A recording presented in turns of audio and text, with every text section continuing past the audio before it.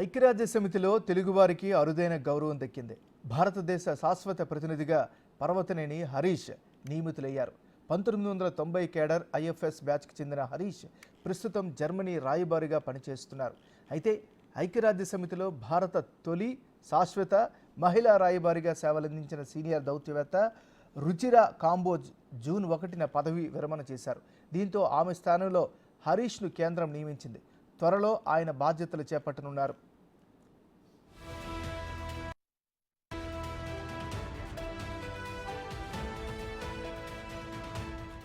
పర్వతనేని హరీష్ విశాఖపట్నంలో జన్మించారు. విజయవాడలో పెరిగారు.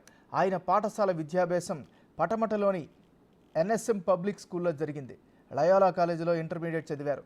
హైదరాబాద్ ఉస్మానియా యూనివర్సిటీలో మెకానికల్ ఇంజనీరింగ్, అదేవిధంగా కోల్కతాలోని ఐఐఎంలో మేనేజ్మెంట్ కోర్సును పూర్తి చేశారు.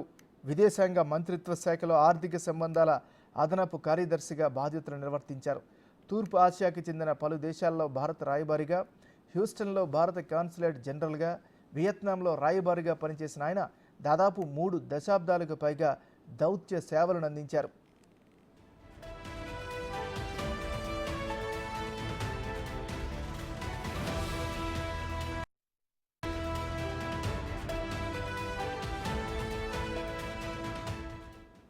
బహుళ దేశాల ఆర్థిక సంబంధాల విభాగానికి అధిపతిగా వ్యవహరించారు.